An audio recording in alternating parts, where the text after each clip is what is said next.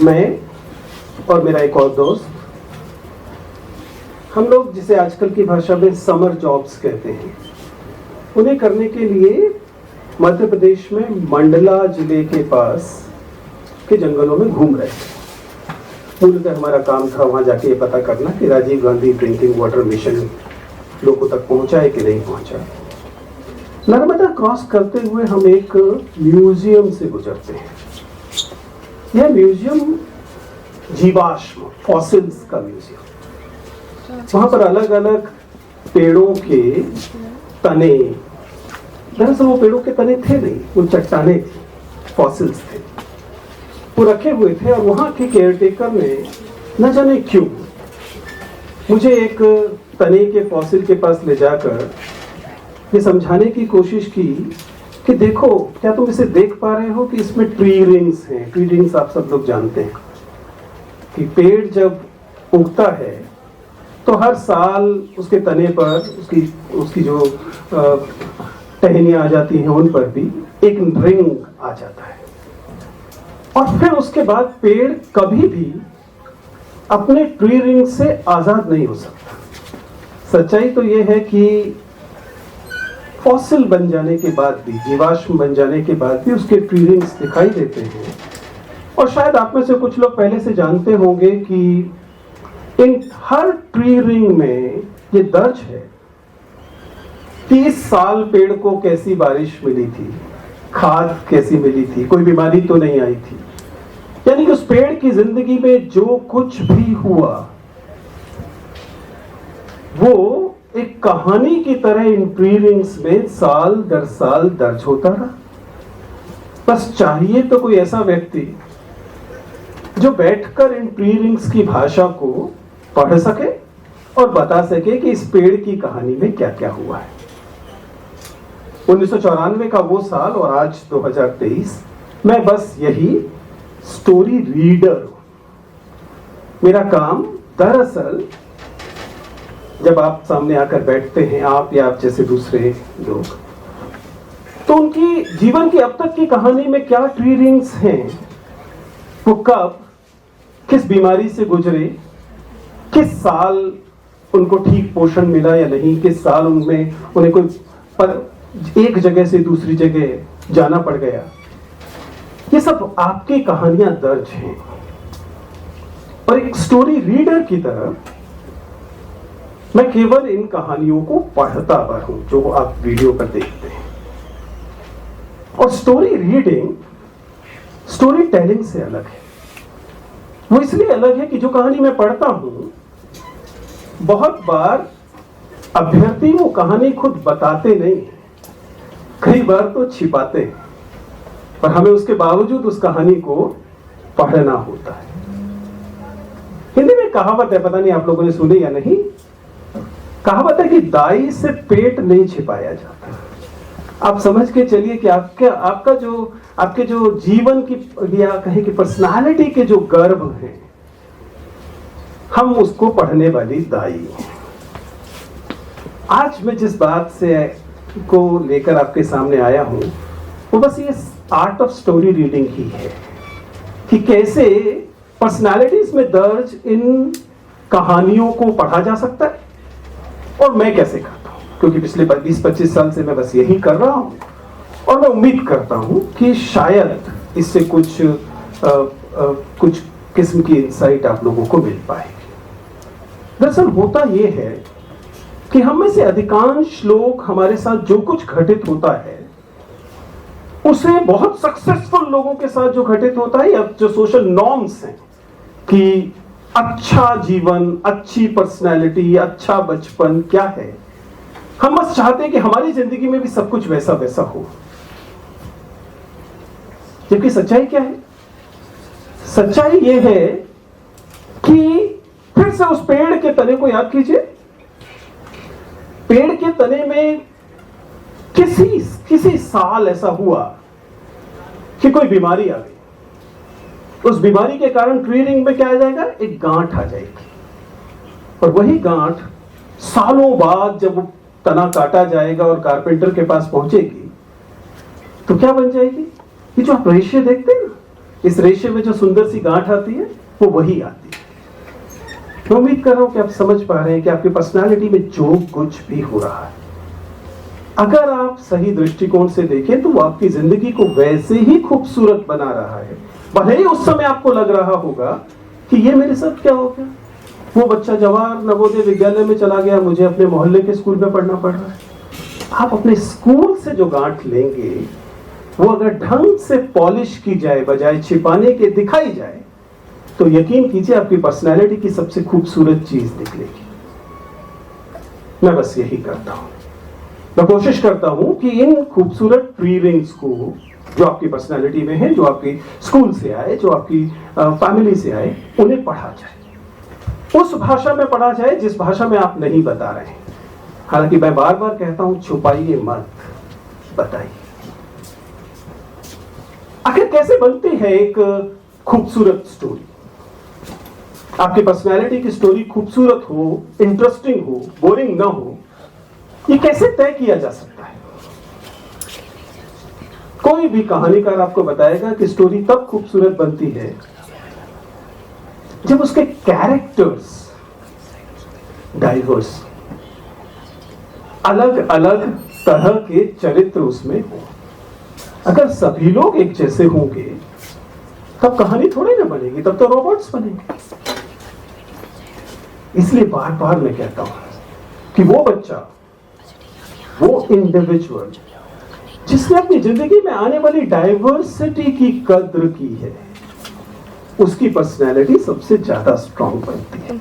इसलिए जब मेरे पास कहानी आती है, जब मेरे पास आपका डैफ आता है, डैफ डिटेल्ड एप्लीकेशन फॉर्म, आप जानते हैं कि जब यूपीएससी की परीक्षा आप देते हैं तो आप एक विस्तृत आवेदन पत्र, डिटेल्ड एप्लीकेशन फॉर्म भरते हैं, जिसमें बताया जाता है आपने कब स्कूल में कहाँ मॉनिटर बने थे, किस स्कूल में आपने जाने के बाद आपने अपने सब्जेक्ट चेंज कर लिए थे, कहाँ से आपने ग्रेजुएशन की थी, किस क्लब के सेक्रेटरी आप थे, आप टेड टॉक कराते थे, नहीं कराते थे, सब दर्ज होता है। इन सभी अवसरों के दौरान क्या आप लगातार अपने ही जैसे लोगों के बीच थे? क्या आपने तय कर रखा था कि आप मेरठ जिले से आते हैं तो दिल्ली यूनिवर्सिटी पहुंच के भी मेरठ जिले के बच्चों के साथ रहेंगे? क्या आपने तय कर रखा था कि आप लड़की हैं तो इसलिए केवल लड़कियों के बीच ही दोस्ती बनाएंगी? क्या आपने तय कर रखा था कि आप थर्ड जेंडर के लोगों को, माइनॉरिटीज के लोगों को, दलितों को अपने समूह में शामिल नहीं करेंगे?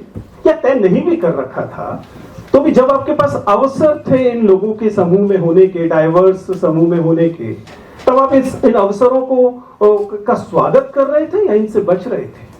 आसान भाषा में मैंने सिर्फ ये जानना चाहता हूं कि अपनी कहानी में आप कंफर्ट जोन की तलाश में थे लगातार, या आउट ऑफ कंफर्ट जोन जाने को तैयार थे? क्योंकि अगर आप आउट ऑफ कंफर्ट जोन जाने को तैयार थे तब आपकी कहानी में वो ट्विस्ट्स एंड टर्न्स आते हैं जो आपकी कहानी को खूबसूरत बनाते हैं। और मैं एक स्टोरी रीडर की तरह उस कहानी को पढ़कर सबसे ज्यादा खुश होता हूं। ये हमेशा प्रिविलेजेस की कहानी नहीं है। आप अपनी स्टोरी को पढ़िए और अगर आपकी स्टोरी लगातार प्रिविलेजेस की कहानी है, आप हर जगह प्रिविलेज्ड थे, क्लास में, कास्ट में, कम्युनिटी में, नेशनैलिटी में, तब आपकी कहानी में संभव है एक किस्म की बोरियत हो, कम से कम मेरे लिए होगी। लेकिन अगर आपकी कहानी में सिर्फ प्रिविलेजेस नहीं है, कुछ डेप्रिवेशन भी है। जरूरी नहीं कि डेप्रिवेशन हमेशा पैसे का डेप्रिवेशन होगा। ये डेप्रिवेशन अलग तरह के दूसरे डेप्रिवेशन हो सकते हैं। और अगर आप अपने इकोनॉमिक्स के टीचर से जाके पूछेंगे तो वो आपको बताएगा कोई भी डेप्रिवेशन अनिवार्यतः डिस्क्रिमिनेशन से निकलता है। You are deprived because you are discriminated against something essential, that's the law. क्या आप इन भेदभावों को जो आपके लिए प्रिविलेजेस और किसी और के लिए डेप्रिवेशन बन रहे हैं नजरअंदाज करके खुश हैं? अगर ऐसा है तो फिर आप अपनी पर्सनालिटी में फिर से वही मोनोटोनी ला रहे हैं। And as a story reader, you're not the story that I'll prefer. This is another aspect I want all of you to understand. But the question is, how do I read it? मेरे सामने एक student बैठा है, मेरे पास ठीक है उसके बारे में कुछ फैक्ट्स हैं, लेकिन मैं कैसे जानता हूं कि उसकी स्टोरी के इंटरेस्टिंग एस्पेक्ट्स कौन से हैं और फिर उन्हें कैसे पढ़ा जाता है? तरीका बिल्कुल वही है जो कहानी पढ़ने का तरीका है। मैं उसकी स्टोरी लाइन को पढ़ता हूं, वो कहां पैदा हुआ, कहां कहां होकर गया, फिलहाल कहां है, क्योंकि इसी से अनुमान लगता है कि वे कहां जाने के लिए तैयार है। मैं उसके कैरेक्टर्स को पढ़ता हूं, उसकी कहानी के। अगर आपकी कहानी में केवल 5 ही कैरेक्टर हैं, एक है पापा जी, दूसरी है मम्मी जी, एक है आपके भाई साहब, और या फिर एक है आपकी बहन जी। अगर आपकी स्टोरी में कैरेक्टर्स लिमिटेड है पहली बात, और कैरेक्टर्स एक जैसे हैं, तब मैं आपकी स्टोरी को लेकर थोड़ा सशंकित होता हूं। क्या मैसेज है? मैसेज है कि अपनी स्टोरी को इंटरेस्टिंग बनाइए। It is really important that you make. Ultimately आपको जीवन में एक ही जिंदगी मिली है, और जिंदगी का उद्देश्य धौलपुर हाउस पहुंचना नहीं हो सकता, यकीन कीजिए। बहुत ही तुच्छ उद्देश्य है अगर आपकी जिंदगी का उद्देश्य है कि आप IAS बनना चाहते हैं। सच अ वेस्ट। जिंदगी उससे कहीं ज्यादा बड़ी है। दरअसल आपको तो IAS बनने की भी अगर इच्छा है भी, तो वो इसलिए होनी चाहिए क्योंकि आपके पास IAS बनने के बाद अपनी स्टोरी को कुछ इंटरेस्टिंग बनाने का कोई प्लान है। पूरा निश्चित प्लान न भी हो तब तो कम से कम एक दिशा है, एक दृष्टिकोण है कि बन जाऊंगा तो ये करूंगा। बन जाना अपने आप में अगर उद्देश्य है, तब दोस्त गलत रास्ते पर हो। क्योंकि जितनी स्टोरीज मैंने अब तक पढ़ी हैं, और अब तो ऐसी आदत हो गई है कि चलते चलते कोई मिलता है सामने, बच्चा कोई आ जाता है पास में कि सर फोटो लेनी है, सर मिलना है, मैं उसकी भी स्टोरी पढ़ने लगता हूं। और आपको हैरानी होगी कि आप अपनी स्टोरी को छिपा नहीं सकते, यकीन कीजिए। जैसे वो 5000 10,000 साल पहले पुराना पेड़ अपनी स्टोरी नहीं छिपा पा रहा, और मंडला के उस राष्ट्रीय जीवाश्म संग्रहालय में आज तक उसकी स्टोरी पढ़ी जा सकती है। आप तो जीवित चलते फिरते पेड़ हैं। आपकी स्टोरी तो आपकी पत्तियां बताती हैं, आपकी स्टोरी तो आपके कपड़े बताते हैं, कैसे आप चल रहे हैं, किस भाषा में बोल रहे हैं। आपकी स्टोरी तो इन सब चीजों पे दर्ज है और बहुत आसान है पढ़नी। इसलिए पहली बात तो स्टोरी छिपाइए मत, स्टोरी बनाइए, and that is the most important thing. दूसरी चीज, सफलता के मुकाम को आप कहां पहुंच गए हैं या कहां पहुंचना चाहते हैं, उससे स्टोरी नहीं बनती। ये ऐसे है जैसे मैं आपको 10 पेज की स्टोरी दूं, आप 9 पेज पलटे और सीधा देखें क्लाइमैक्स में क्या हो रहा है। इसे स्टोरी नहीं कहते, आज की भाषा में इसे स्पॉयलर्स कहते हैं। और स्पॉयलर्स से स्टोरी नहीं बनती, स्टोरी तो उस पूरी यात्रा से बनती है। So rather than destination, what is important? The story line. पूरी की पूरी जो कथा यात्रा है, कथानक है, वो इंपॉर्टेंट है। आपके पास रोज स्टोरी बनाने का मौका है। रोज घर से निकलते हैं, आपके पास मौका है, कॉलेज पहुंचते हैं, आपके पास मौका है, लेकिन आप तय करते हैं नहीं, मैं इन सारे मौकों को नहीं लूंगा। क्यों? मुझे तो NCERT ही पढ़नी है। अभी NCERT पढ़ूंगा, उसके बाद प्रीलिम्स दूंगा, फिर मेंस दूंगा, यही मेरी स्टोरी होगी। ब्यूटीफुल है, ये स्टोरी भी ब्यूटीफुल है, लेकिन बशर्ते आप इन सारे पड़ावों का आनंद ले रहे हो, न कि केवल धौलपुर हाउस पर जब लिस्ट आएगी PDF, उसमें मेरा नाम होगा तो मेरी स्टोरी बनी, नहीं होगा तो स्टोरी नहीं बनी। No, that's not true. इन प्री-रिंग्स को की इज्जत कीजिए, इन्हें पॉलिश कीजिए, और फिर देखिए कि क्या आप जेंडर को लेकर, क्या आप कास्ट को लेकर, क्या आप कम्युनिटी को लेकर, ये तमाम सोशल कैटेगरीज जो आपकी कहानी को दूसरों की कहानी से अलग करती हैं, क्या आप इनको लेकर संवेदनशील है कि नहीं? क्या आपको सारे लोग अपने ही जैसे चाहिए? ब्यूरोक्रेसी में भी, क्लासरूम में भी, बातचीत में भी? अगर हां तो आप बहुत मोनोटोनस स्टोरी बनाने वाले हैं। इसलिए as a story reader what I can say is very safe.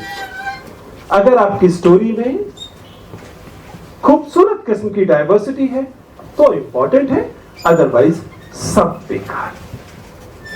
Finally ultimately जो काम मैं करता हूं उस काम में सफल लोग कितने होते हैं?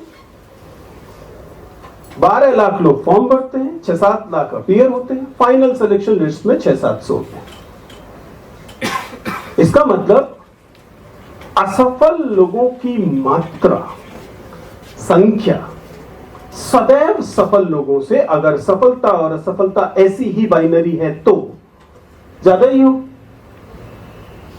तो सीखने की गुंजाइश इन असफल लोगों की कहानियों में ज्यादा है। आपके पास तो जो कहानियां पहुंचती हैं, दुर्भाग्य से वो कई बार सबसे बोरिंग कहानियां होती हैं। हम लोग हर साल 700-800 इंटरव्यूज लेते हैं, आपके पास 35-40 वीडियोस पहुंचते हैं, रील्स पहुंचती हैं, जो अक्सर उन लोगों की, अक्सर क्या हमेशा उन लोगों की होती है जो सफल हो गए। असली कहानियां तो हमारी उस मीडिया कंपनी की आर्काइव्स में दर्ज हो जाती हैं, जो एज अ रूल निकाली नहीं जा सकती क्योंकि वो लोग सफल नहीं हुए। इसलिए अगर आपको रोल मॉडल्स की जरूरत है, अगर आप you want somebody to look up to, तो केवल उन लोगों को मत देखिए जो चमचमाते सफल लोग हैं। ज्यादा महत्वपूर्ण है कि उन लोगों को देखिए जिन्हें समाज किसी वजह से मानकर चलता है कि वे असफल हैं, क्योंकि उनके ट्रीडिंग्स उतने ही ज्यादा इंपॉर्टेंट है। हो सकता है कि उनके ट्रीडिंग्स ज्यादा पास हो, मतलब यह है कि उन्होंने ज्यादा सूखा सहा है, उन्होंने ज्यादा बीमारी सही है, इस वजह से हो सकता है वो शानदार बैट बनाने के काम नहीं आ पा रहे जिसे आप सिविल सर्विसेज के IAS IPS कहते हैं, लेकिन उनकी कहानियां उतनी ही सुंदर है। इन अ नटशेल, कहानियों का अलग अलग होना, कहानियों का खुद से भिन्न होना और खुद से भिन्न कहानियों को पढ़ना इंपॉर्टेंट है। Finally, if I can do it, I can do it for you. अगर मैं आप लोगों की उस कहानी को पढ़ सकता हूं जो आपने भाषा में मुझे नहीं बताई, तो आप खुद तो उस कहानी के सबसे अच्छे पाठक हो ही सकते। आपको क्या दरकार है? क्या आप इंतजार करें कि आप पहले मेंस क्लियर करके विजेंद्र चौहान के सामने बैठेंगे और वो फीडबैक में बताएगा कि आपकी कहानी क्या है? अरे अपनी कहानी खुद पढ़िए ना। जब आप अपनी कहानी खुद पढ़ेंगे तो आपको पता होगा कि इस कहानी में क्या और जोड़ देने से आपकी कहानी सबसे इंटरेस्टिंग कहानी होने वाली है। कौन सा और कैरेक्टर जोड़ दिया जाए, एक मोहब्बत और कर ली जाए। एक मोहब्बत, एक ब्रेकअप आपकी कहानी को शानदार बना सकता है। Why making it boring?